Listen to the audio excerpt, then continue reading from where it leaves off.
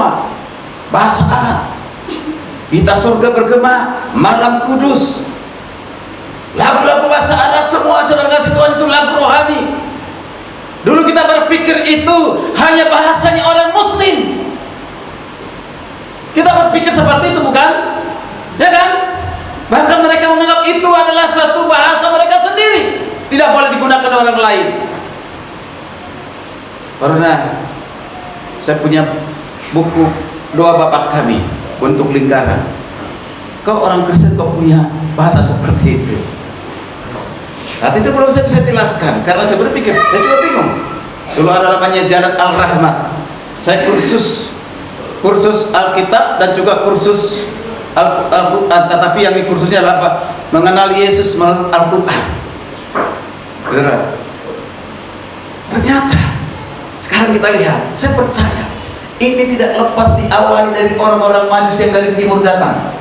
Percayalah, sehingga itu berdampak jauh sampai hari ini. Sudah mulai ada KKR, bahkan ada pohon Natal di mall di Arab sana, besar sekali. Bahkan mereka sudah menyebutkan Selamat Natal, tapi Indonesia diharamkan untuk mengucapkan Selamat Natal. Masih ada spanduk itu, dilarang umat ini untuk mengucapkan Selamat Natal.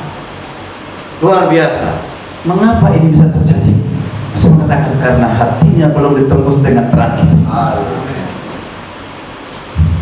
Dia belum mengenal terang yang sesungguhnya. Ya Yesus, bahwa Yesus adalah pencipta langit, bumi dan segala isinya, bahkan yang memberikan nafas kehidupan bagi setiap manusia, termasuk bagi mereka yang mengolok-oloknya, yang menolaknya, yang menghinanya.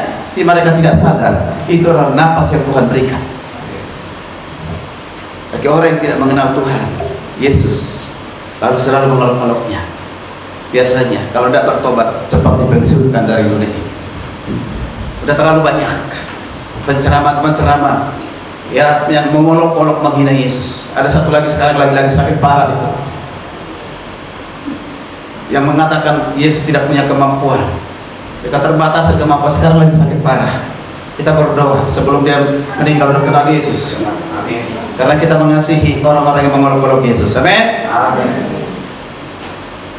Mari kita perhatikan bersama-sama hal yang kedua.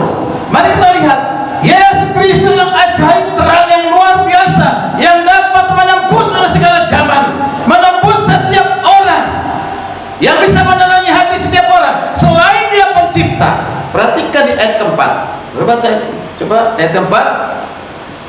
Ayat keempat dikatakan apa? Coba. Di dalam dia ada hidup, dan hidup itu adalah terang manusia. Luar biasa. Di dalam dia, di dalam siapa? Yesus. Di dalam Yesus. Ada apa di dalam Yesus? Ada hidup. Hidup yang bagaimana? Hidup kekal. Ini bukan hidup sekedar bernapas. Saya sekarang punya darah dan napas, saya hidup. Bukan, ini adalah hidup yang kekal. Amin. Amin. Amin. Amin. Luar biasa. Bapak Ibu dikasih Tuhan. Maka saya mengatakan sekali lagi bagi saudara yang mendengarkan, karena ini akan masuk juga di RPKM, jangan pernah meragukan Yesus sebagai Tuhan. Yang dapat memberikan kehidupan kekal hanya Tuhan, dan sumber kehidupan kekal itu hanya Tuhan. Amin. Yesus sumber hidup kekal. Kalau Yesus sumber hidup yang kekal, maka berarti Yesus adalah Tuhan. Amin. Amin. Amin. Amin. Ini aminnya hanya 2-3 orang ini, yang lain di mana? Amin. Jangan sampai amin yang tidak mengerti Bapak Ibu ya. Di luar sana saudara merendahkan Yesus, menghina Yesus, langsung teriak. Semuanya teriak. Dengan teriak dengan cara mereka. Amin. Nah kita di sini menyampaikan yang benar hanya 2-3 orang, amin. Jangan sampai saudara saya ragu dengan hal itu. Ya. Saya mengatakan sekali lagi dengan firman Tuhan hari ini, terang yang hebat yang luar biasa Yesus Kristus, Selain dia pencipta, dia adalah sumber kehidupan yang kekal. Amin. Amin. Di dalam dia ada kehidupan yang kekal. Amin. Amin. Mari coba baca dulu 1 Yohanes 5 ayat yang ke-10. Ayat 10. Silakan Pak Paulus supaya lebih jelas. 1 Yohanes 5 ayat yang mulai dari ayat yang ke-10 sampai ayat yang ke-13. Silakan.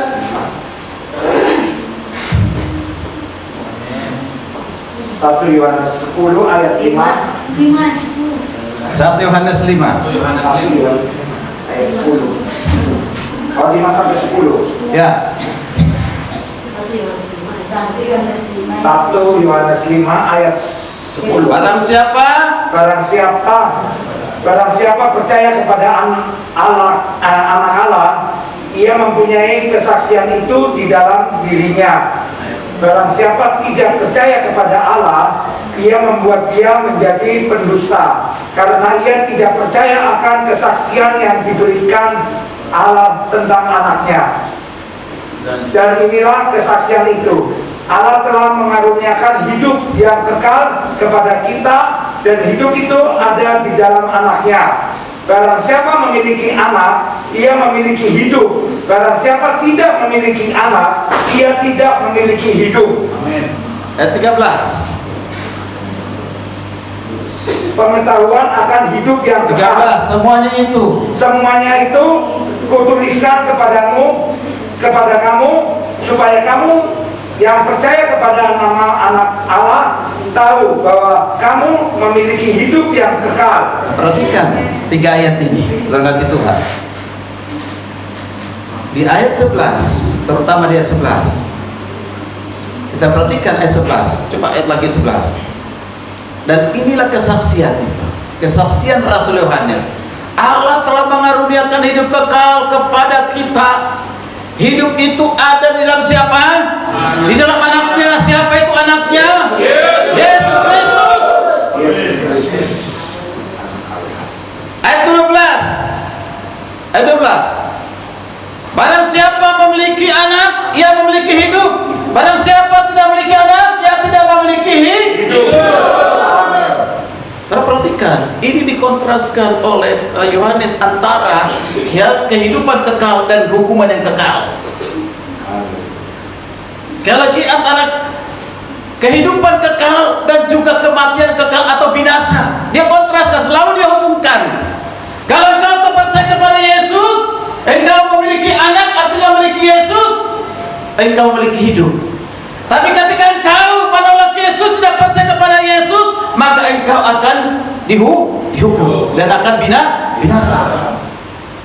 Maka setiap orang yang tidak percaya kepada Yesus akan binasa.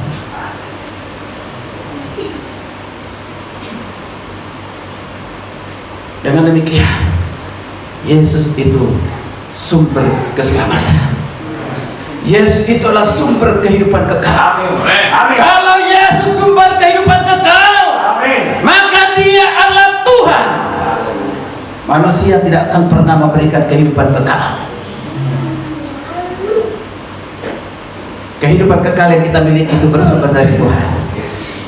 Dan kekekalan yang dimiliki oleh Tuhan bukan bersumber dari mana-mana, tapi itu bersumber dari Dia sendiri, karena Dia adalah Tuhan. Amin. Amin. Bapak yang dikasihi Tuhan, mari kita perhatikan bersama-sama. Maka hal penekanan dari Rasul Yohanes di sini, hanya dalam Yesus ada hidup kekal. Di luar Yesus ada kebinasaan. Di luar Yesus ada hukuman. Ini perlu saudara renungkan. Pastikan saudara-saudara di dalam Yesus. Amin. Jangan sampai kita merayakan Natal, tapi kita belum ada dalam Yesus. Pastikan sudahkah saudara di dalam Yesus? Orang yang ada di dalam gereja belum tentu ada di dalam Yesus. Kali kita mengatakan orang yang ada di dalam gereja, orang yang beribadah seperti ini belum tentu di dalam Yesus. Tetap aja binasa. Hanya di gereja tapi di dalam Yesus tetap aja binasa. Makanya jangan sampai ada jemaat Kingdom Immanuel. Suatu saat kita sudah ada di surga, Lalu kita lihat mana yang gini dulu. Ada nggak di sini semuanya? Wah ada, ini ada. Ibu Proli ada. Ya kan? Pak Prakoso mana? Saudara. Oh ada Pak.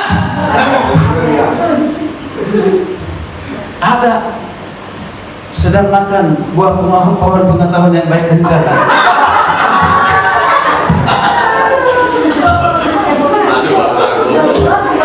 Tidak, Pak Prakoso sedang pelayan di Lampung memberitakan Injil. Jangan di Lampung, itu surga. Bapak Ibu kasih Tuhan, jangan seartinya, jangan sampai ada yang terhilang. Amin. Amin. Yakinkan dirimu bahwa engkau sudah dipilih oleh Tuhan. Hal yang ketiga, mari kita perhatikan bersama-sama. Hal yang ketiga, Bapak Ibu kasih Tuhan. Kalau dikatakan tadi di ayat yang ke-4b dikatakan begini, dan hidup itu adalah terang manusia. Lalu dilanjutkan lagi, saudara perhatikan di ayat ke-6, dan datanglah seorang yang diutus Allah, namanya Yohanes. Ini Yohanes Pembaptis, bukan Rasul Yohanes. Ia datang sebagai apa? Saksi. Saksi tentang apa? Saksi tentang terang itu. Bukan Yohanes yang menjadi terang itu, tapi Yesus adalah terang. Dia menyaksikan tentang terang itu. Nah, saya perhatikan, supaya oleh dia semua orang menjadi percaya. Wow, luar biasa. Perhatikan di sini. Yohanes dan Rasul Yohanes terutama adalah saksi tentang Yesus, saksi tentang terang itu. Dia harus memberitakan tentang terang itu. Apa tujuan Rasul Yohanes? Apa tujuan dari Yohanes Pembaptis untuk memberitakan terang itu? Dikatakan di sini apa? Supaya setiap oleh dia semua orang menjadi percaya. Tapi apakah orang mendengarkan berita tentang terang itu zaman Yohanes dan juga zaman sekarang? Semua orang menjadi percaya? Tidak. Ada orang mengatakan begini, penafsir mengatakan begini, semua orang di dunia sudah diterangi hatinya oleh Tuhan, maka semua akan diselamatkan. Karena kita mengatakan setiap orang. Tidak demikian. Tapi ketika hatinya diterangi, dia mengenal Tuhan, akhirnya pengenalan itu menuntun dia menjadi orang percaya, dan hanya mereka yang diselamatkan. Amin. Amin. Amin. Maka ditekankan di ayat ke-11. Saudara perhatikan. Ini sudah dikatakan di sini. Mereka hatinya yang digelapkan. Kalau kita perhatikan lagi, coba kita perhatikan di sini ayat ke-5. Terang itu bercahaya di dalam kegelapan, dan kegelapan itu tidak menguasainya. Ayat ke-5 ini. Terang itu bercahaya. Bercahaya di mana? Bukan bercahaya di terang, tapi bercahaya dalam kegelapan. Apa itu kegelapan? Yang dimaksud kegelapan di sini. Apa itu kegelapan? Ini artinya apa? Dosa-dosa yang terselubung di hati manusia. Ketidakpercayaan manusia akan Yesus, penolakan manusia akan Yesus, itulah dosa. Dosa yang membawa kebinasaan kalau orang itu tidak bertobat. Ini dengan selubung-selubung, yaitu adalah dosa-dosa yang ada pada diri manusia. Saya tidak tahu dosa apa yang saya lakukan, dan saudara tidak tahu dosa apa yang saya lakukan. Siapapun tidak tahu kecuali Tuhan. Amin. Dosa itu menjadi penghalang, penghambat supaya terang itu masuk dalam hati kita, pikiran kita. Maka saya katakan, selama 2021, dosa apa yang saya lakukan? Jangan sampai dosa itu menghambat kita untuk menerima terang itu, menerangi hati dan pikiran kita. Masih ada dalam kegelapan, tinggalkan kegelapan dan hidup dalam terang. Amin. Amin. Kegelapan itu tidak menguasainya. Saudara, terjemahan yang paling tepat di sini apa? Kegelapan itu membuat dia tidak mengerti. Kegelapan itu membuat orang tidak mengerti siapa Yesus. Kegelapan itu membuat orang tidak mengerti dan tidak datang kepada Yesus, sehingga mengolok-olok, menghina, merendahkan. Pengertian itu membuat dia hidup dalam kegelapan, hidup dalam dosa. Dia tidak takut berbuat dosa. Kegelapan itulah yang membuat orang cerai hidup, cerai menikah, menikah lagi, cerai menikah lagi, cerai menikah lagi. Kalau tahu dia dalam kegelapan, dia tidak akan pernah lakukan itu. Bapak Ibu dikasih Tuhan, ini serius. Bukan kata menguasai, tidak mengerti. Maka ketidakmengertian itu membuat, saudara perhatikan, membuat seseorang yang dikatakan apa? Tidak mengenalnya. Ya, tidak mengenalnya. Itu dikatakan di ayat 10. Ia telah ada dalam dunia, dunia dijadikannya, tetapi dunia tidak mengenalnya. Akibat dari kegelapan itu, dosa yang terselubung itu tidak mengenalnya, tidak mengenal Yesus. Di ayat 11, ia datang kepada milik kepunyaannya, tetapi orang-orang tidak kepunyaannya itu tidak menerimanya. Perhatikan urutannya begini. Tidak mengerti. Akhirnya ketidakmengertian itu membuat dia tidak mengenal. Dan kemudian tidak mengenal itu akhirnya apa? Menolak. Tidak menerimanya. Jadi dari mana awalnya? Kegelapan dulu. Kegelapan dunia, dosa dunia menguasai hatinya, menguasai pikirannya. Maka dikatakan ilah-ilah zaman itu menutup mata rohani seorang sehingga tidak bisa melihat terang dalam Kristus. Membuatnya tidak mengerti. Ketika tidak mengerti, maka tidak mengenalnya, dan tidak mungkin menerimanya. Bapak Ibu, itu situasi yang ada sampai saat ini. Maka kita belajar dari Yohanes Pembaptis. Belajar dari Yohanes Pembaptis. Ini luar biasa. Dia percaya sumber terang itu adalah Yesus. Karena dia tahu Yesus itu sumber terang, maka dia memberitakan terang itu, menyaksikan terang itu.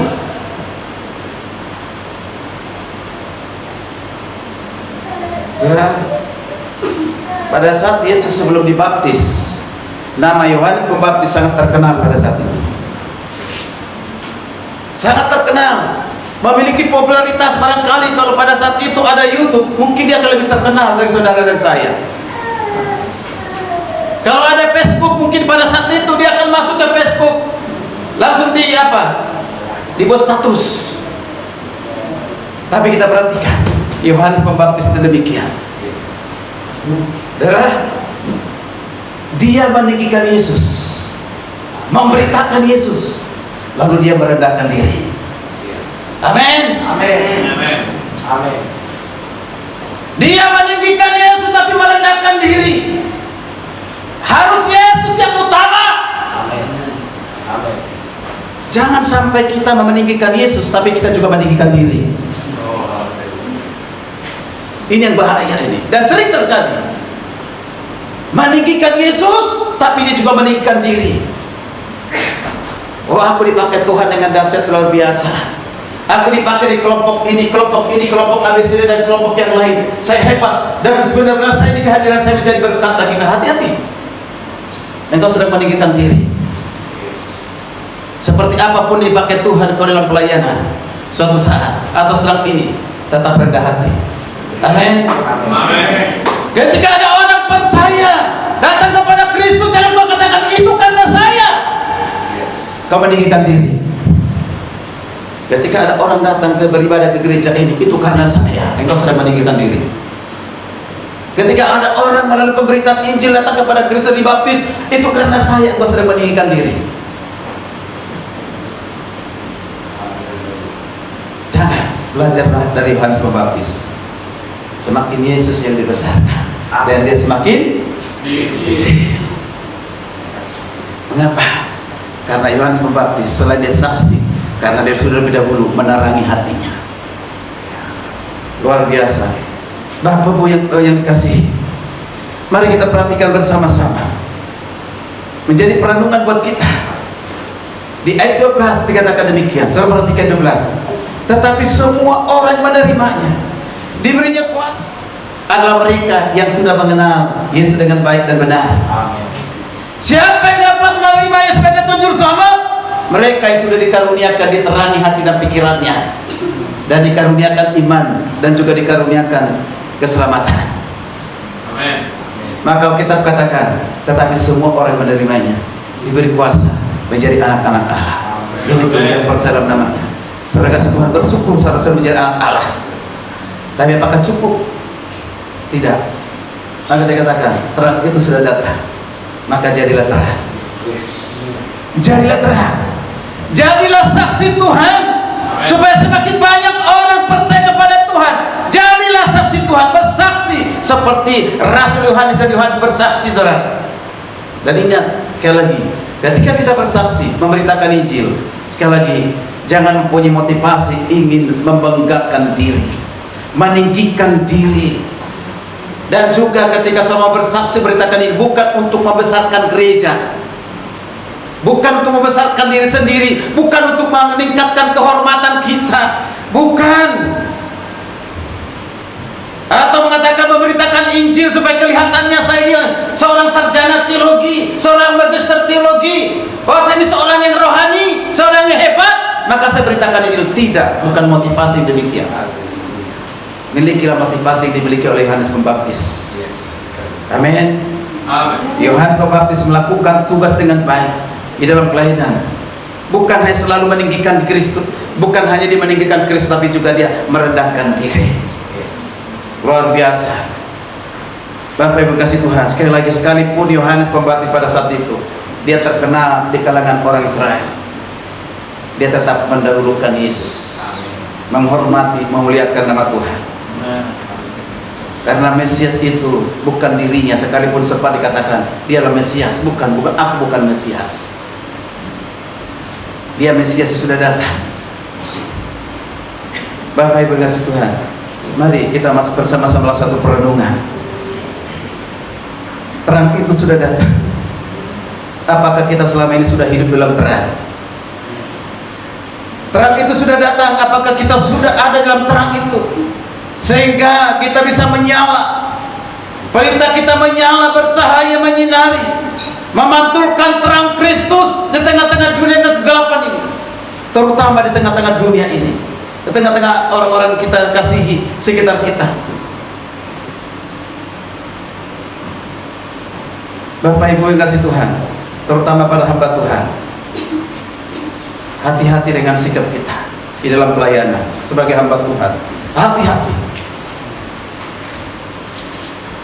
Mengapa saya katakan hati-hati? Jangan sampai engkau seolah-olah meninggikan Yesus tapi sebenarnya tidak. Kristuslah yang harus ditinggikan. Amin. Bukan saudara yang ditinggikan. Karena tujuan Rasul Yohanes adalah menunjukkan Yesus sebagai Kristus. Yesus anak Allah, itu yang penting.